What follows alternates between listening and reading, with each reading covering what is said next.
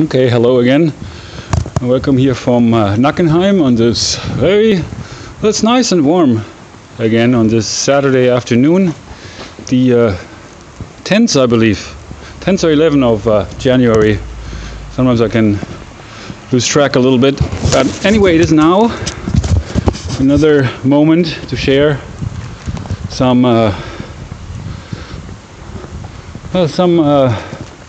but what are we sharing here actually? We're sharing the now, we're sharing that space, which is interesting to really look at that as the now, as a space, that time is space. And what's really interesting about that, if we consider that we're sharing that space with other people when we are present with them. And so it's really about how we share that space, how we are present with them, or that we are present with them. To allow other people to be present, which is the only place really we can get to know them, and we can really develop a relationship with them. Actually, this is how we can relate ourselves to them. That is really well, there's an art in that, the art of relating, of learning, really, well, getting to know other people, which, in all honesty, we got to say that we don't know other people. We only know, well, what we know, that's for sure. And our impressions and our perceptions create our reality, our sense of reality. But that's just that. It's the sense of reality, which is a result of, again, how we look at other people, how we look at the world.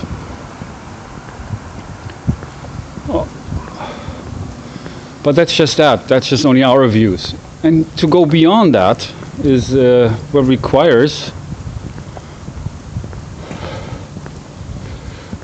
well, us to take the time to really explore reality beyond perception, to really explore other people, to see them in order to see them for who they are. And again, also this does not just apply to other people, but it applies also to the nature of reality, the nature of this world. To understand and to see reality as it is, not just what we want to see. And that takes work. And it is really this work I've come to find that is, well, the essence. And the essence really is really to work on ourselves so we are able to see more clearly.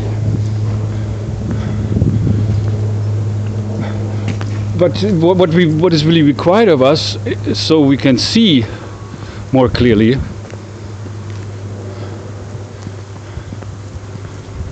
is that we take the time to not just go by our impressions and jump to conclusions, but to be patient. That is one thing that is required, to really learn other people, to get to know them.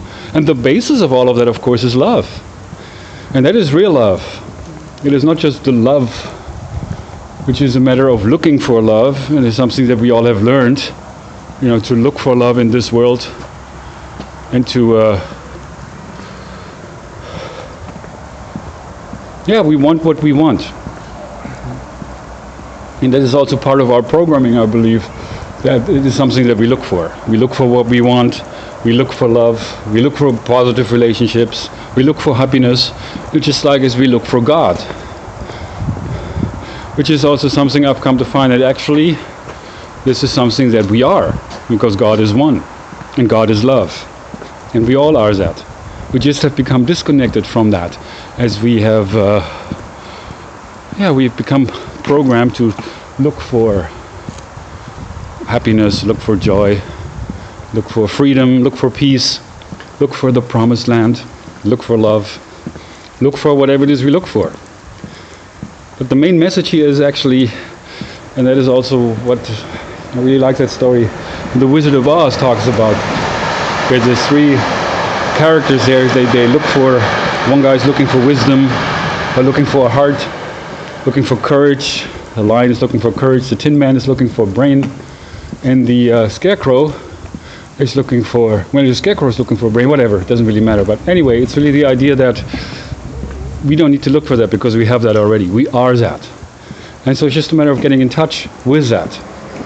So I hope I can inspire you a little bit with that. What I'm saying here is definitely not new. I'm not the first one to say that. But how I'm presenting that here was Realize to Actualize, which is actually about the practical application of this insight. The living that. And not just knowing that, the realizing that, but living that on a day-to-day level, on a day-to-day basis. Every moment of your life is an opportunity for you to practice that. So I hope you can begin on that process. I myself want to begin on that process. I see the challenges there as well, that many times keep us from that. But anyway, that's the nature of reality. It is difficult. You know, life is well, it is an art. It's a beautiful thing, but then also there are challenges. And as a result of difficult experiences, which we all go through. But at the same time, also it is love what connects all of us, and that is what we need, and that is who we are.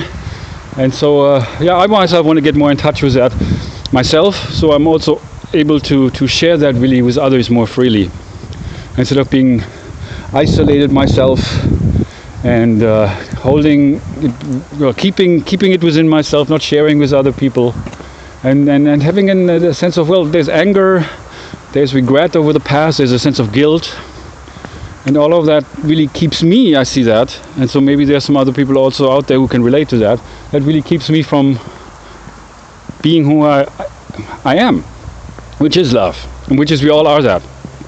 So regardless of how difficult your situation, I wanted to remind you of that again. And I encourage you to begin on that practice. As I'm here just about to arrive at my mom's house in Nackenheim, walking down the street, Professor Dr. Pierstraße, where I grew up in, quote unquote grew up.